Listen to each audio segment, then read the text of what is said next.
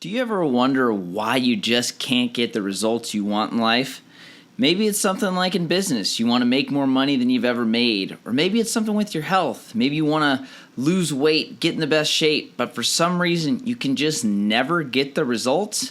In this episode, you'll learn why you can never stay committed to those goals and how you can change them. Hey everybody, welcome to Inspire Your Success podcast. My name is Michael Leonard, former corporate zombie turned lifestyle entrepreneur. I'm on a mission to inspire millions of people to stop settling for average and create the life that you deserve. Each week, I'll be bringing on world-class experts, entrepreneurs, and high achievers to give you the inspiration to take massive action. I'm confident these successful people will give you the spark to create an epic life and business. Thank you so much for spending time with me today. Here's your episode. Hey, welcome back to Inspire Your Success. This is your host, Michael Leonard, and as always, I appreciate you being here with me today. So like I talked about in the intro, again, this episode is all about how to really create lasting change. And it is a guest interview, and I have someone here that will actually show you how to make lasting change in any area of your life. Today's guest is Teri Holland. Teri is a NLP coach and a hypnotherapist who helps entrepreneurs and others create lasting change by really understanding the subconscious mind, going into the beliefs, and figuring out the best ways to create lasting change. So it is an episode that I know you're going to love because, again, we all go through some things and we kind of forget sometimes how important our mind is because, again, you can't just work and work hard and hustle forever, right? There's a lot more that you can do, and a lot of it comes down to making sure you have the right belief system and making sure that you are ready for success. So in this episode with Teri, you will learn all about that and a whole lot more. All right, Teri, thanks again for being on the show today. Really appreciate it. Thanks for having me. Awesome. Well, I have given you a good intro there and kind of introduced the audience to all the different things that you're doing right now, and love to learn a little bit of the backstory, right? We oftentimes see entrepreneurs and people that are achieving at really high levels and just think they got there overnight. So I know behind every great entrepreneur and someone that's really doing great things has had to overcome some things and had to start somewhere. So can you kind of take us back to where everything got started? Yeah, like where I started as an entrepreneur or how I got what I'm doing now. Yeah, I'd love to kind of just go back in the beginning of the journey. I know it kind of started with fitness and has evolved into what you're doing now, but I think having that backstory always helps everybody relate a little bit. For sure. Well, I started my entrepreneurial journey years ago, many years ago. And I was working a job in the fitness industry in high pressure sales for a weight loss company. And I was good at it. I was good at the sales, but that pressure every month kept building. And every month I'd hit my sales quota, and the next month it would be higher, and the pressure would increase and increase. And it was like a balloon reaching its limits, and eventually it has to pop. And that's what happened. So I became an entrepreneur pretty much by accident. Just had enough one day. I walked into my boss's office and I said I quit, and I walked out on my job. Not ideal. I love it. Perfect for this show, though, so I'm excited to hear how this goes. It's it's one of those things that I think many of us dream about doing. Not necessarily the most ideal way to go about it, but it worked out. So I walked out on my job, and for about 5 minutes, I was really excited, and then reality hit. And I realized I had no savings. My husband was away on a 6-month training program with no income, and I had bills to pay. And I didn't know, I had one paycheck coming in 2 weeks, and that was it. So I went home and I jumped onto Facebook and I posted that I was launching my own boot camp and personal training company. And I had been working towards my certifications. I had become a trainer. So I posted that on Facebook and I waited for all the sales to come in. Didn't happen. So what year was this too? Was Facebook big as it is now? Like how long ago was this? This was like 2009. Okay. So social media was definitely starting to take off. Instagram was coming. Okay. Yeah. So I did that and it was starting, I had a few clients sign up and I had to figure out really quickly how to make money. So it was like trial by fire. Right. And I figured it out. I did take a contract working at a gym as a personal trainer, but more as an independent contractor, kind of an employee, kind of not. It was a strange position to be in. And I did that for the next year until in that role things changed and the pressure started building again. And there were suddenly sales quotas and demands to fulfill. And one day I looked at my sales for the month and I was the highest selling personal trainer. And I looked at my commission off of that. And I thought, there's a big gap there.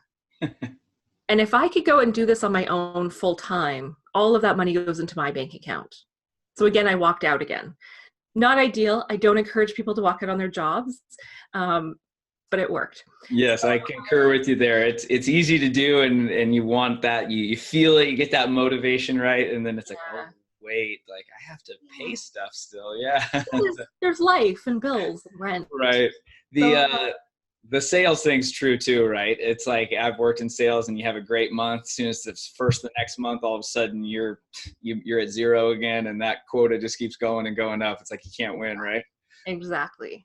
So how did so that was the first year. How did it kind of progress? Were you having moments of like, what did I do? Or should I go back? Or were you just like, I can never go back after this? Both. I had both of those. So there were days where I was like, this is it. This is my life. This is amazing. I'll never go back to a job. And then I'd have days of, this sucks. I can't do it. I'm going to get a job at a bank. And it was always a bank because I thought they work good hours. They have some security. Right. I'll go work at a bank. And, and then I'd have another client come in and everything would be good. And then I'd have another day of, this sucks. This is hard. I don't want to do it. I quit. I give up. Mm-hmm. And it was this up and down roller coaster, and not just the first year, but I would say the first couple of years were like that. Until I figured out how to really build my business and create a system in my business where I could predict my income 6 months out. I had a wait list of clients. I created this amazing, beautiful machine for myself. And that worked pretty well for a while until it fell apart. And that's what led me to doing what I'm doing now. Okay.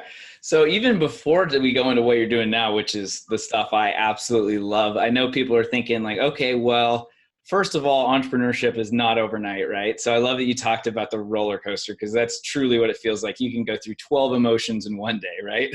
So those first few years when you were scaling and making this machine that really, like you said, could predict income and kind of set you up, were you teaming up with people? Were you going to masterminds? Were you learning? Like, how are you able to kind of just become an entrepreneur after being that employee mindset before? Yeah. Well, the first thing I did was I found a mentor. So someone who was doing what I was doing, but much further ahead than I was. And that's how I started to figure out the systems and how to really build my business, was working with my mentor. And then I joined a training company that specializes in training entrepreneurs on how to grow their business. So I signed up for this program, and that was my first introduction really to masterminding, to networking. I had never networked before. And I was that shy person in the corner who'd pretend to be busy on my phone just to avoid talking to other people in the group. I hear you. That was me every event. And so we'd go to these seminars, and each one was focused on something, like how to market your business, how to build a website, how to sell, there was a skill set attached to everything. Were these like weekly or monthly meetups? These were like every 2 months. Okay, nice. These sound like really good topics. Yeah. And then in between we had a mastermind where we'd get together in smaller groups and we'd focus on our specific business. So we're doing that regularly for 2 years. And the very last seminar was different. It was focused on mindset. So through the whole thing, there was a thread of mindset and, overcoming limiting beliefs. That was a part of this whole program. But the very last one was all mindset and nothing directly to do with business. And it was in that seminar that all of a sudden I had this vision of myself on stage speaking. And it was for the first time I realized that I wasn't really fulfilled as a personal trainer, that there was something more calling me. And I wasn't clear on what it was. It was like this hazy vision in my mind that I was on stage speaking. And I knew I wasn't speaking about health and fitness. There was something else happening.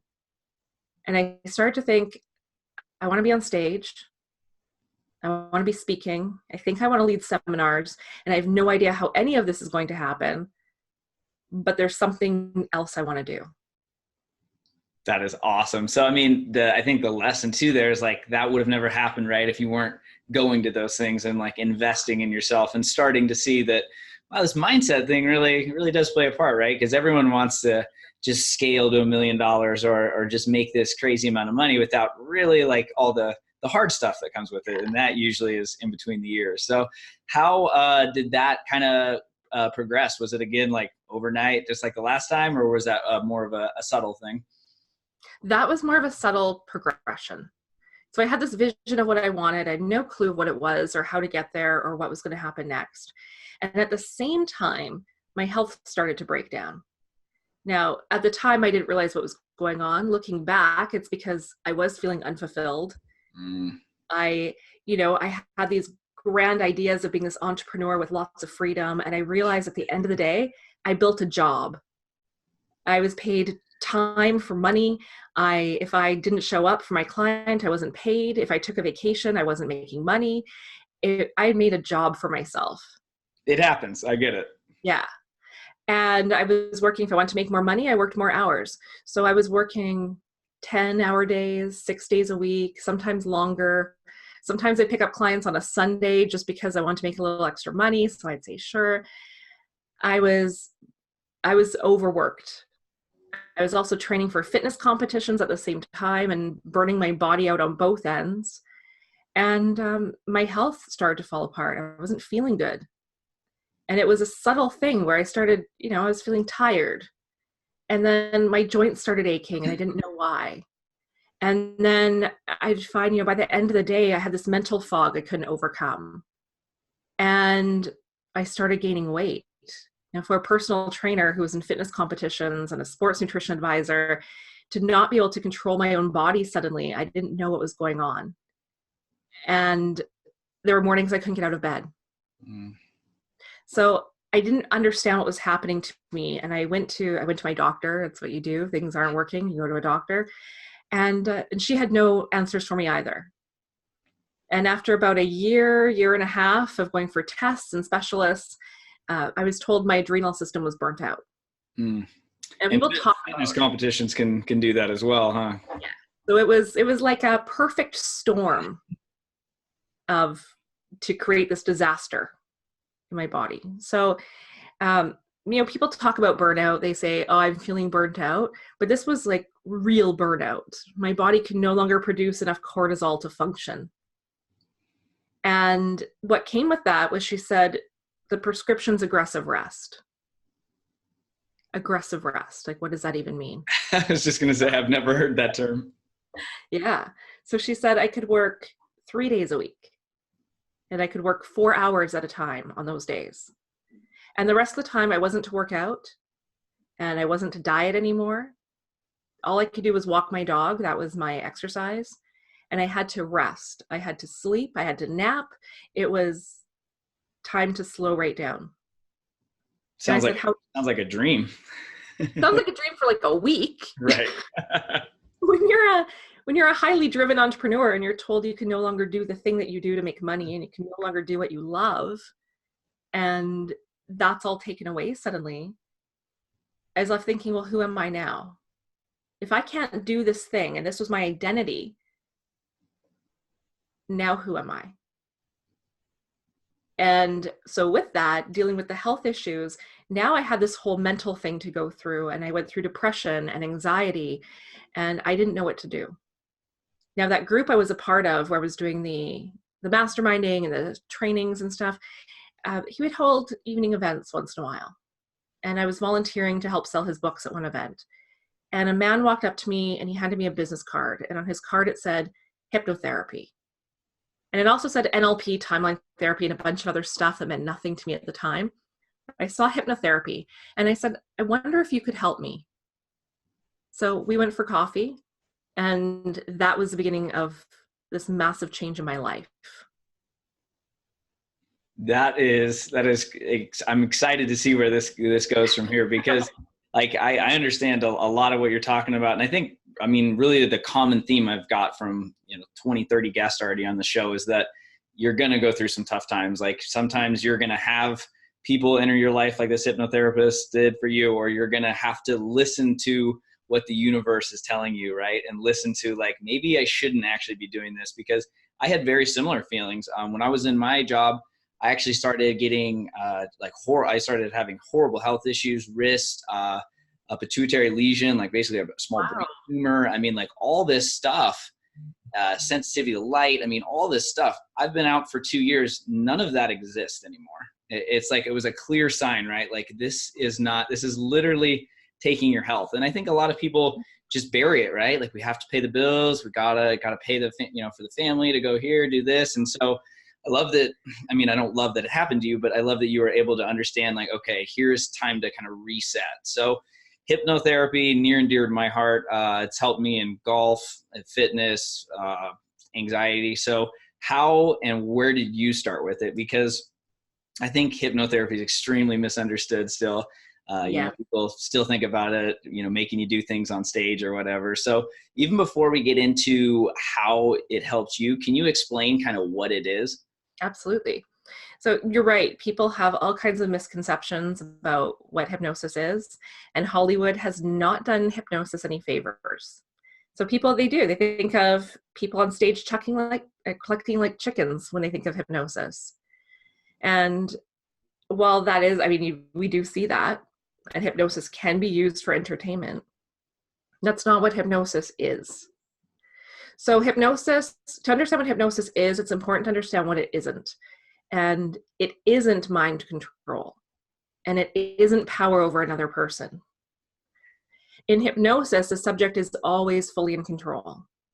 So if I were to hypnotize you right now and put you in a trance, if I suggested something to you that violated your boundaries or your beliefs, you would reject the suggestion and you wouldn't do it. So the subject will only accept and actualize suggestions which support their greater good. We have a conscious mind and an unconscious mind, and the unconscious mind is there to protect us from things that may violate our boundaries or our values. So when we see those people at stage shows and they get on stage and they're clucking like chickens and they're doing all the silly things, they're doing it because they're having fun and they want to do it. And there's two types of people that get on stage. There's the high extroverts. Those are the majority of people who will get on stage at a hypnosis show. They're highly extroverted. Those are the people that would do that at a party at your house anyway. They don't need hypnosis to be silly. And then there's the high introvert who sees it as an opportunity to break out. And they feel like they can do it in a safe environment because it's not them. And then after the show, they'll tell their friends, oh, I can't believe I did that. The hypnotist made me do it. I wasn't even in control. I didn't know what I was doing, because it's safe for them to break out of their shell and then say someone made me do it. But the truth is they wouldn't do it if they didn't want to do it.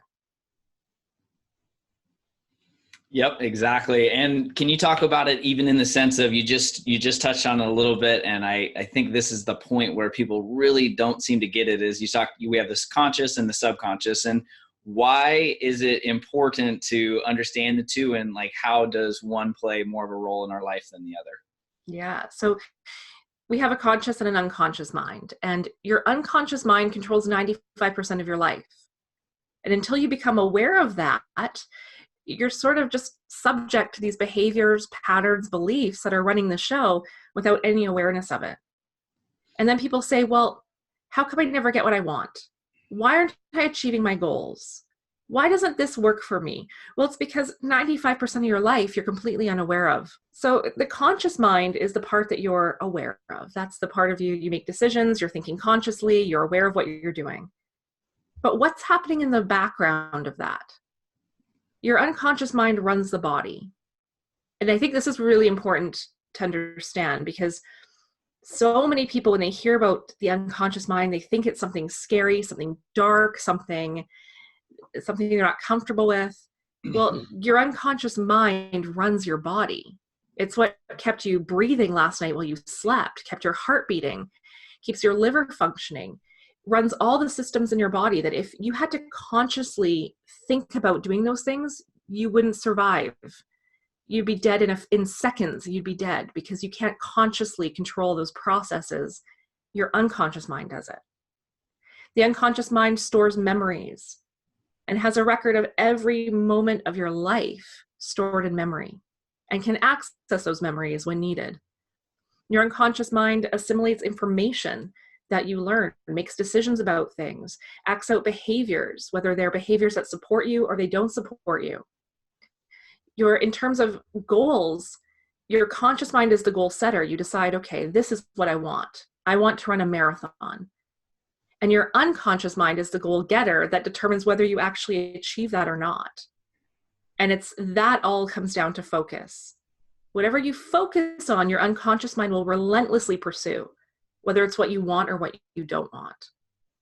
So it's important for people to begin to understand their unconscious mind if you want to achieve greater results, if you want to make more money, if you want to do something you haven't done before, if you want to have a better life, if you want to have better health, you need to understand the unconscious mind and begin to work with it. That was just perfect. I could listen to that 5 times again because it's like once I heard that and like understood it, I was like, oh, this is why I haven't been able to really like ever get as like fit as I thought. Or this is why I haven't been able to get over this or do this. And it's like people don't understand it, right? Like to me, this should be like taught in school at a very young age. And instead we have to learn about astrology and things in college that I've never used before, right? So, Totally. So to take it into, because we're talking obviously like the concepts of it, but now let's talk about how it helped you at that time, because it sounds like you were going through a lot of medical conditions and had a lot of, I mean, pretty much an identity crisis, sounds like, right? Because you're going through so much. So how did it change once you met this hypnotherapist after that coffee? Yeah, so I signed up to work with him, of course. And I saw such a rapid change in myself in the first few sessions. My confidence came back, and it didn't just come back, it was better than before. Very quickly, my anxiety went away. Depression went away. My body began to heal. In fact, what I haven't mentioned is I also had an autoimmune disorder, ulcerative colitis. And I was diagnosed when I was 10. I'd had it for 23 years. And it went away. And I never would have thought that was possible. So here I was in just a few weeks as a better version of myself, feeling great, confident, determined. I had a new focus, clarity. That mental fog went away. My body's healing. Everything in my life was improving so rapidly. And then I thought, this is what I can do next. This is how I can help people now. I don't want to go back to personal training. Everything that happened was because I wasn't really as happy as I wanted to be. I wasn't fulfilled there. And now this is a chance to do something totally different with my life and a new purpose. Oof, I love that. So when you're thinking about like when you went into that first session, because I think that's something that like I didn't really understand when I went in, and I've had some of my friends go, my girlfriends went, and I've had a lot of people go since, because I explained to them kind of what it was.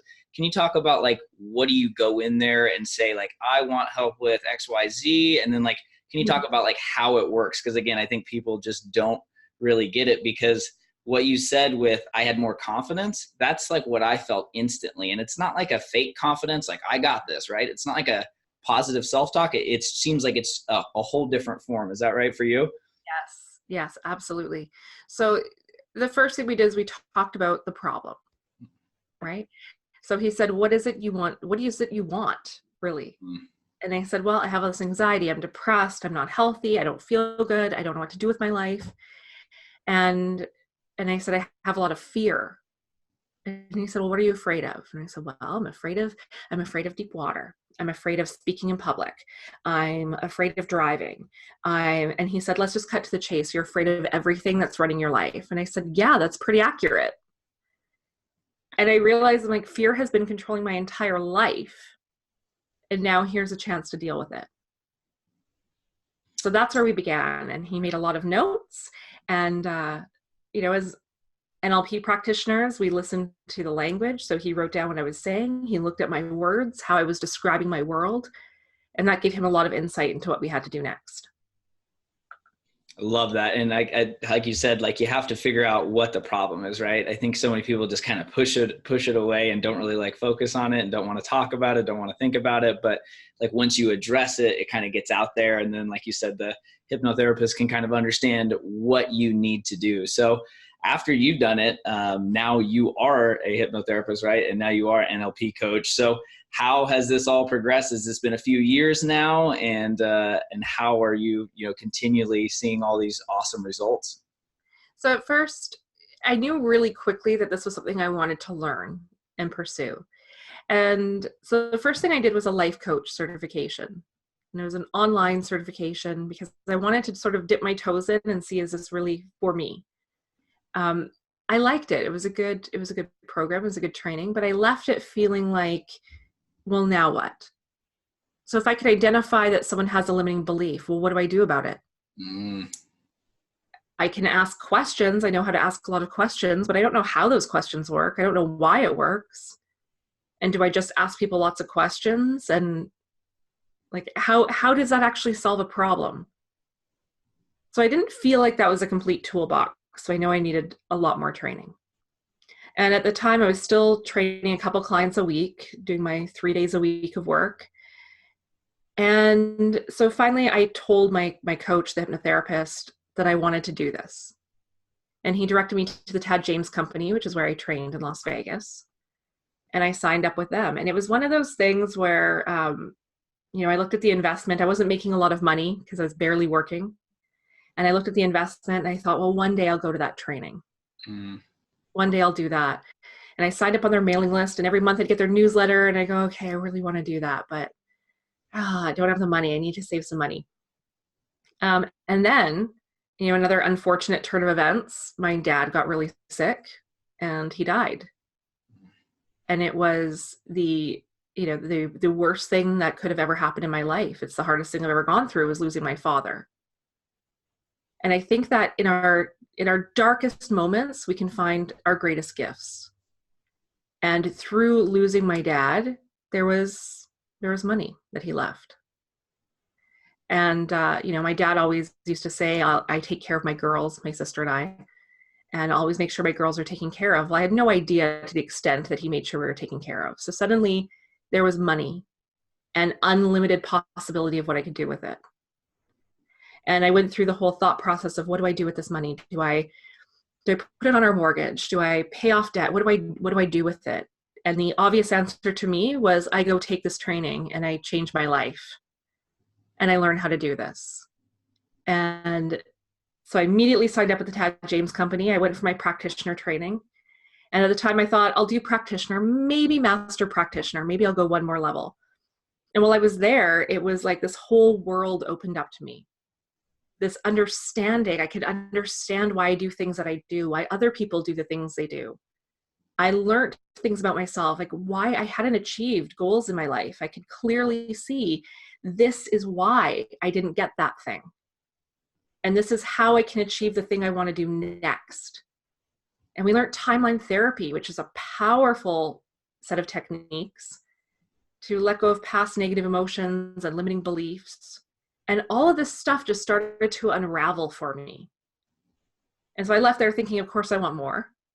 So I did the master practitioner training the next summer and the trainer's training, because I realized I want to go all the way with this. This is not, I don't want to just be a practitioner.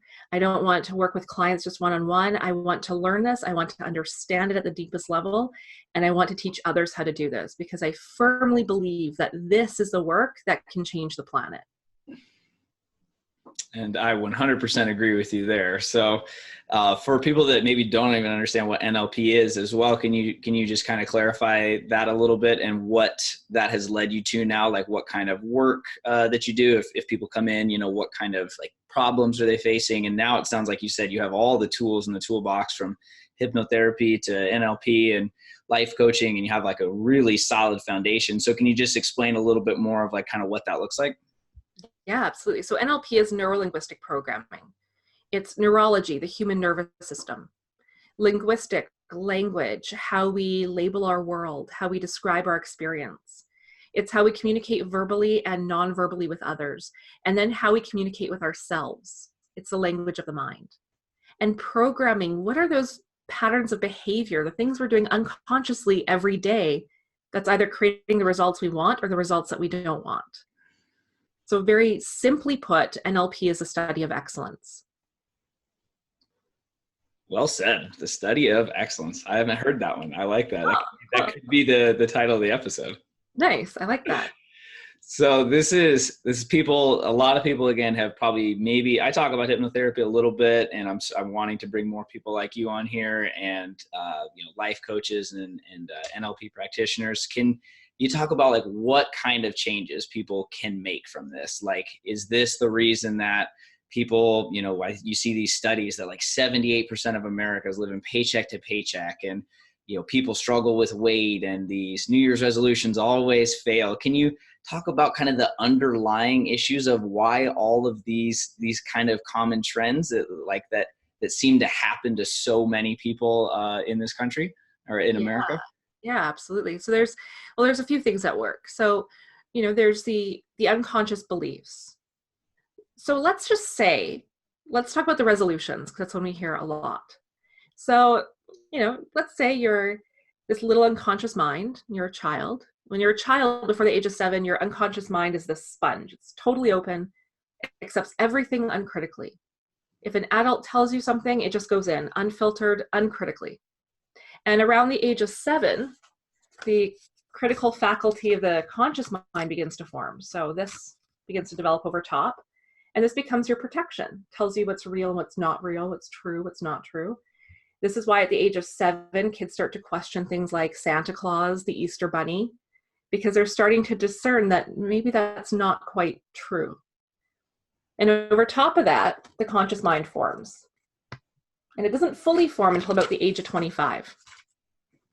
So people have all these beliefs. A lot of them come from early childhood, and that's why, because you're just taking it all in, accepting it all as true. And even as adults, we still are suggestible to things. It's when you watch a movie, for example, and you know that in reality Superman doesn't fly. But when you watch that movie, something magical happens, and it's like this opens up for a brief period of time, and you can believe it. And that's trance. That's a state of trance. So people are going in and out of trance all day long. When they turn on the news, TV, by the way, induces trance in seconds. So it puts you in this trance state where now you're very suggestible to what you're being told. And look at what's on the news today. Just garbage. So they're talking about the obesity epidemic. Boom, that goes in. They're talking about all the, the 78% of people are living paycheck to paycheck. Boom, that goes in. They talk about economic crisis. Boom, that goes in as a truth. They talk about why New Year's resolutions fail. Boom, that goes in. It's accepted as a truth.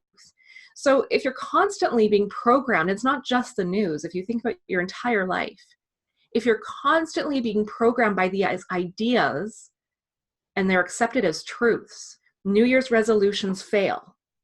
How many times have we heard that? A lot. Repetition. A lot.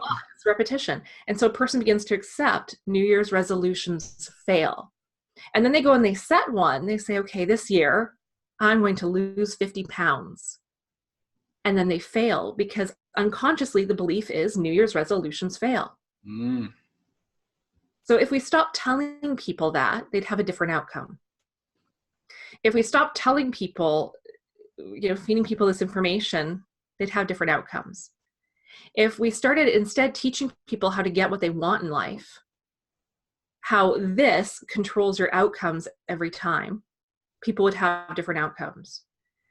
And it's not, and I'm not saying that people can just blame, it's the media. If someone has an obesity problem, to say, it's because the media made me fat. That's not it. There's a lot more play. It's all the beliefs about yourself, your conditioning, how you perceive your body, how you believe you should be eating, your beliefs around nutrition, around exercise, your self-worth.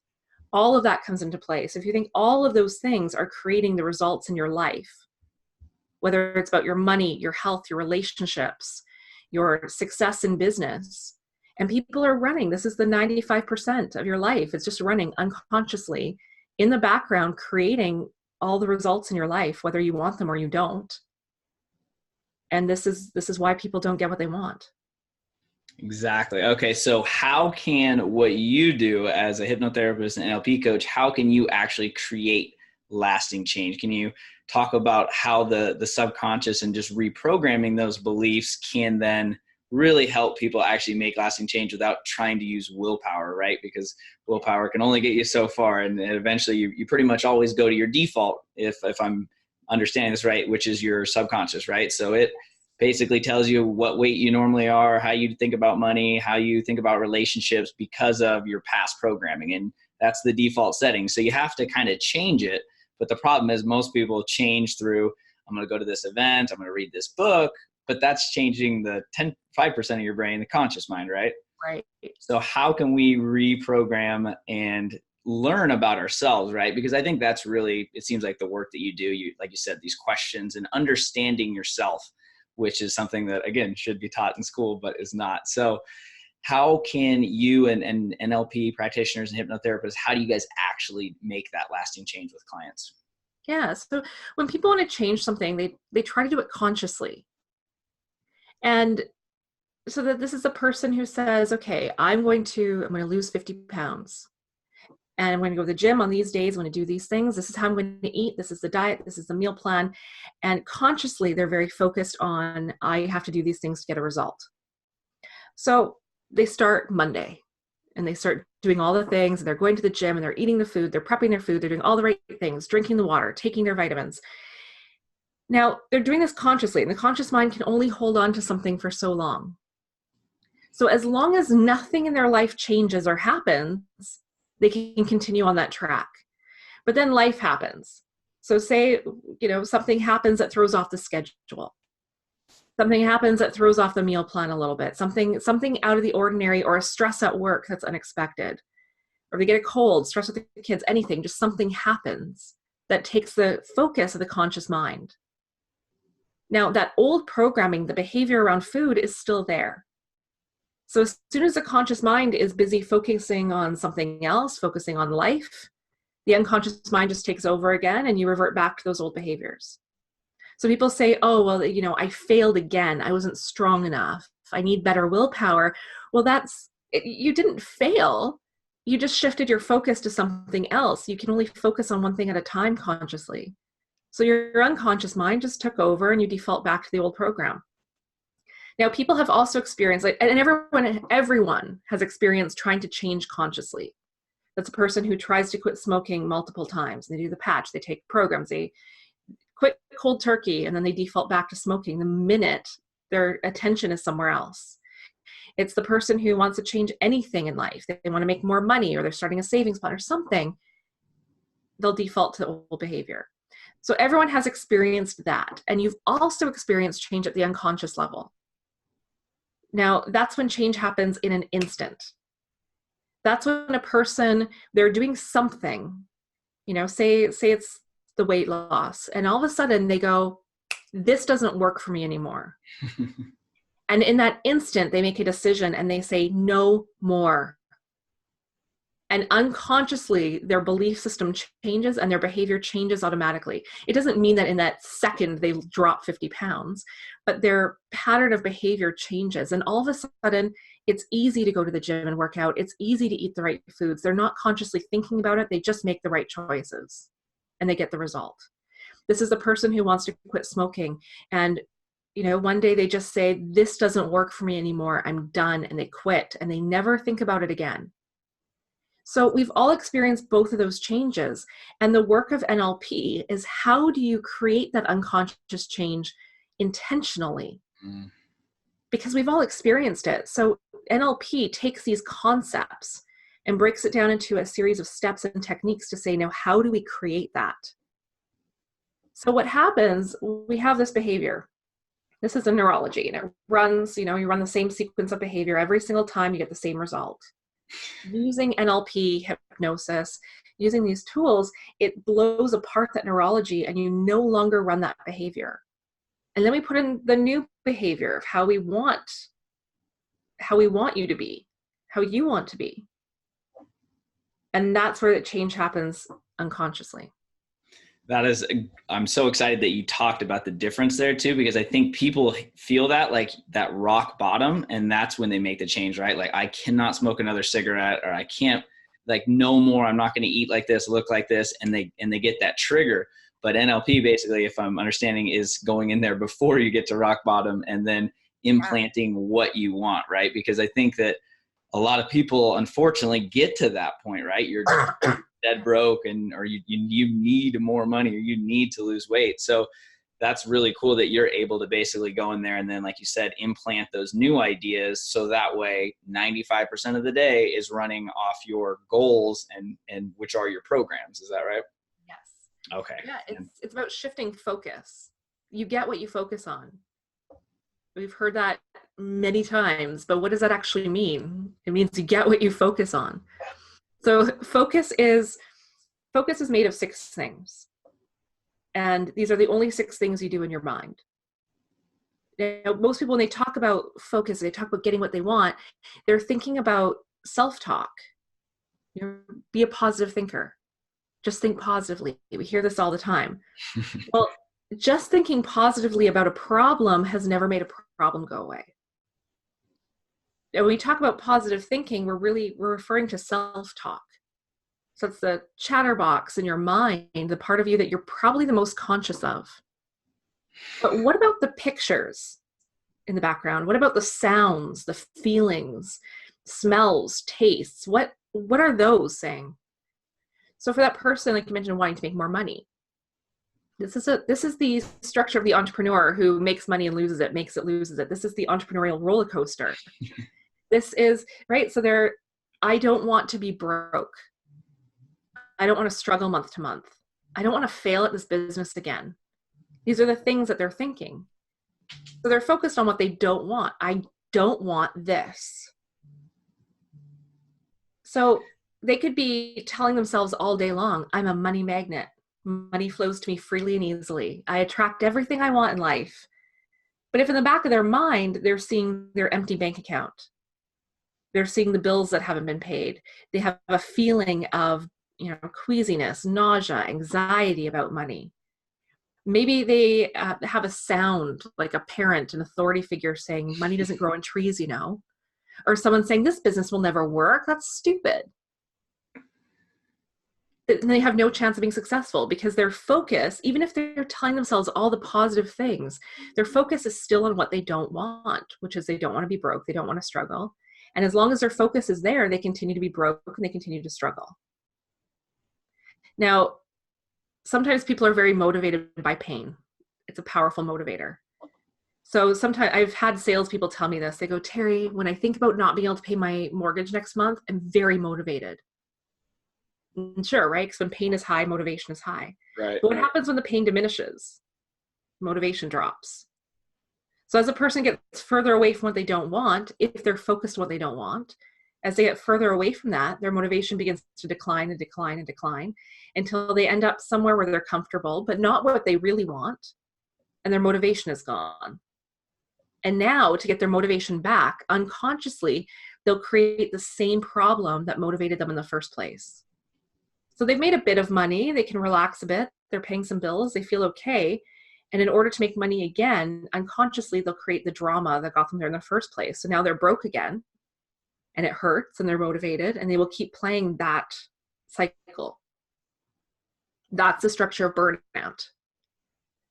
And that's what I see entrepreneurs doing over and over and over again. That's what I used to do. I'd make a lot of money, I'd lose it, I'd make it, I'd lose it. And the fear would propel me forward to make money again. So how can we change that then? Because I know people are listening to this and it's 100% true. I've definitely had to overcome a lot of this and still trying to get better at it. So is it just thinking I want to be successful or I want to make X amount? And again, is that just the conscious mind? Or are you saying that we need to go in then and work with someone like yourself or do hypnotherapy that you can then, again, not only think it with your conscious mind, but unconsciously you are that money magnet that you want to be? Yes. So it's shifting your focus from what you don't want to what you do want. And it's not enough to just say, I want this, because that's just the self-talk. That's the one of 6 things that determine focus. So it's working with someone, an NLP practitioner, a hypnotherapist, who can help you change that at the unconscious level so that your mind, every part of you, is 100% focused on what you want. And then motivation is high, and it stays high until you achieve the goal. And then you just set another goal for yourself. So that's the difference. So those people, you see them and you go, oh, they always get what they want. It's because they are unconsciously always focused on what they want. Every part of them, there's no doubt. There's no part that believes they can't achieve it. So it's working with someone who can help make that change. Okay, well that makes a lot more sense. I think that will hopefully help people, right? Because again, I think we're programmed, or I'm sure we're programmed for this, but or you watch it or hear it, or you go to that self-help seminar and it's think positive, and then a week later you're back in your old habits doing the same thing, because like you said, it's not the part that's actually doing it. So what else are some like tangible takeaways? It seems like everyone talks about like morning routines and evening routines. Like, what are some other things that people, if this is like brand new to them and they're like, wow, this is a lot, maybe my life's good, I'm not really in that pain yet, or I don't really know what the next step is. Do you have any like daily habits that people could do, whether it's meditation or self-hypnotherapy or anything, I guess, that you think would help an entrepreneur or someone that is, trying to figure that next step out and just hasn't really nailed it down yet? Because I think that comfort zone is painful sometimes, right? It's hard to get out of there. Totally. Yeah. The thing, a good place to start is visualization. It just you can do this in the morning, you can do it in the evening, do it whenever works for you, but find some time to sit quietly, relax, close your eyes, and get really clear on what you want.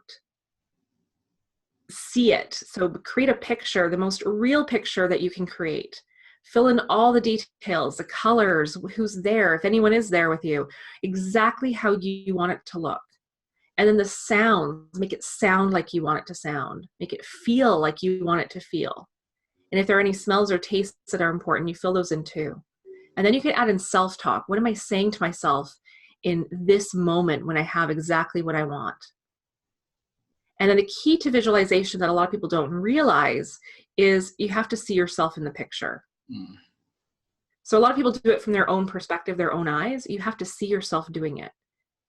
The unconscious mind is highly symbolic. And when you see yourself in your mind's eye doing something that you want to do, it tells the unconscious mind it hasn't happened yet. And now it will pursue making it happen.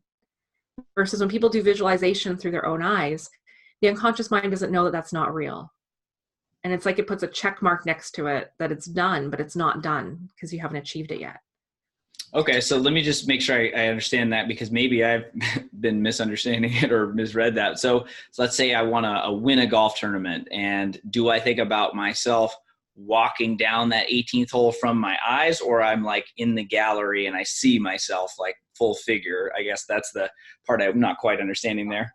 So we do both ways. So we're looking at performance. We do it both ways. So one is rehearsal, which is when you're in your body looking through your own eyes and you're doing it. And that's programming your neurology to do it, to perform the way you want to perform. Okay. When it comes to changing your self-identity or accomplishing a specific goal that you want, changing your focus, you want to see your body in the picture. Okay. You see yourself doing it. And that signals the unconscious mind, I haven't done this yet. And it starts to pursue it unconsciously. And when you change your focus, you start noticing all the opportunities, the patterns, the connections that will get you what you want. So often, an entrepreneur, they kind of know what they want, but they have no clue how they're going to get there. Your job is to focus on what you want. So your first thing is to get clear of what that is. So visualize it, make the picture, get clear of what you want. And then your unconscious mind will start to reveal how it's going to happen. So that's like if you've ever been, you're out one day and you see a car and you think, I really like that car.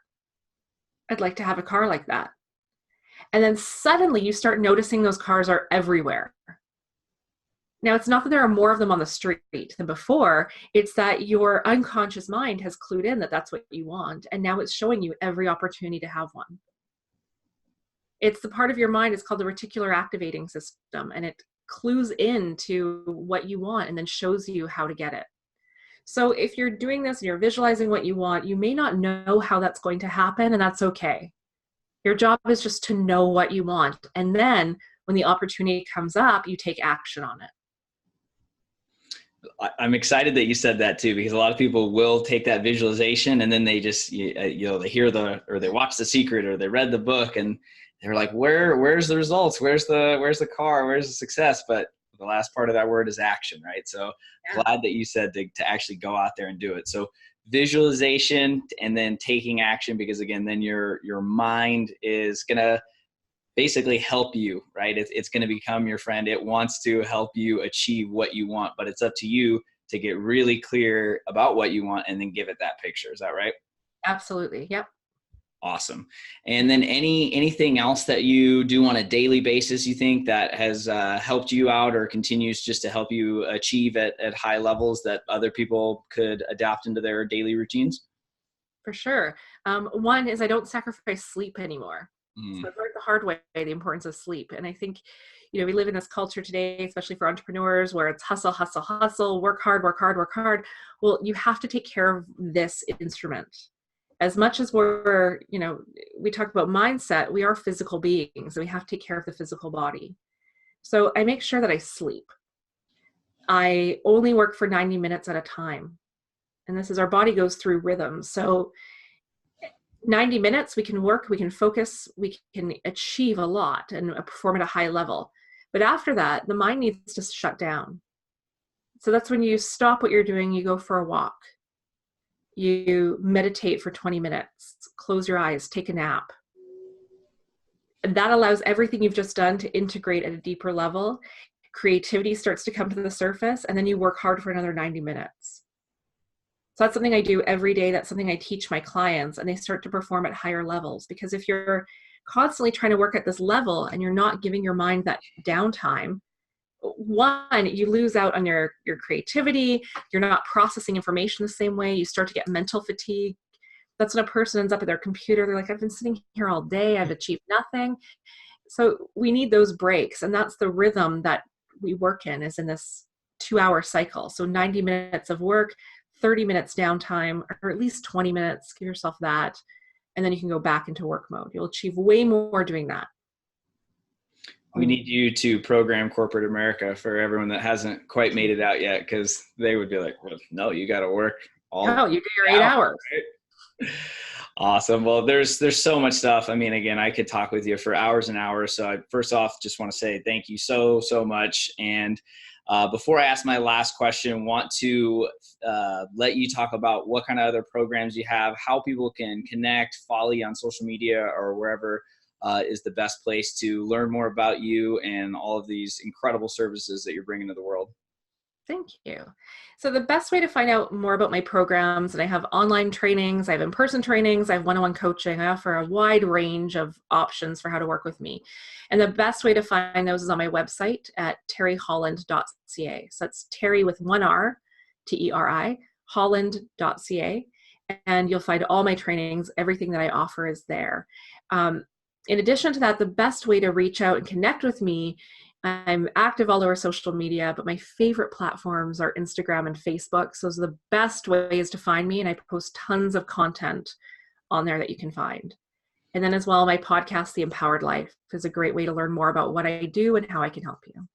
Great. Yeah. And I'll definitely link to all that as well. And if there's anything specific, feel free to send it over. But yeah, I have your social media right here too. So awesome. Thank you. Yeah, absolutely. So for my last question, I think I know the answer because we went deep into it today, but what do you think? I try and always think like, what, if someone just listened to the one question between you and I, like, what is it that you think you've done that has made you the success that you are that others can then take and apply into their life? I would say I changed my belief to believe I can be the success that I want to be. So it all starts with that belief, right? Yeah. What is that? Henry Ford, he who thinks he can or he who thinks he can are both normally right. Yes, exactly. Incredible. Well, thank you so much for being on the show. Again, I will listen to this several times myself and appreciate you just sharing with the world and again, helping people really make that lasting change, right? Because that is the stuff that you're working on. And again, I just want to say thanks for being on the show. A lot of gratitude here. Thank you so much for having me. Absolutely. Well, perfect. Thanks again. Like I said, this is some fun stuff to me and I hope people can really like take it and run with it because this is the stuff that works. All right. Well, I hope you enjoyed the episode with Teri. Again, I am going to bring more people like her on because this is how you can create lasting change, because I don't want you guys to listen to this and just get inspired. I want you to actually learn how to create lasting success in your life and in your business. So again, just a few takeaways that I thought were really, really big. First off, use the power of visualization. So even if you're not ready to go see a hypnotherapist or work with an NLP coach tomorrow, use the tools and activate that part of your mind using visualization. So again, get really clear about what you want and figure out how it's going to feel, what it's going to look like, and try and bring as many senses into it, because again, visualization will help activate that part of your brain known as the reticular activating system that will again help you narrow down and work on achieving your biggest goals and dreams. And another tip that I really loved wasn't anything really brain related, was just about making sure that you're setting yourself up for success each day, and that was making sure you're taking care of your health. And again, not trying to work. So again, make sure to try and work in 90-minute increments and then take some time. So whether that's going on a walk or doing a meditation or maybe just some breathing techniques or grabbing some water, whatever it is, remember that you cannot just stay at a high level all day, every single day. So make sure you're taking care of your health, both of your body and of your mind. So again, make sure to connect with Teri. I have all the resources down in the show notes. And again, follow her on social media, learn about some of her programs, because this is the stuff to help you create lasting change. Thank you again for tuning in. I always appreciate it. I know there's a lot of great podcasts out there. So thanks again. Please share this with anybody you think that could really learn about it and might want to work with Teri. And again, if you have any questions on this stuff, make sure to reach out to her or even to myself, again, as I've had some experience with the hypnotherapy side of things. So thank you again for listening. And as always, I hope you have an epic day. Thanks for listening to Inspire Your Success podcast with Michael Leonard. If you like this show and want to learn more, check out inspireyoursuccess.com/podcast. Also, please leave us a review on iTunes to let us know how we're doing. Join us next week for more tips and tools to help you create the life you deserve.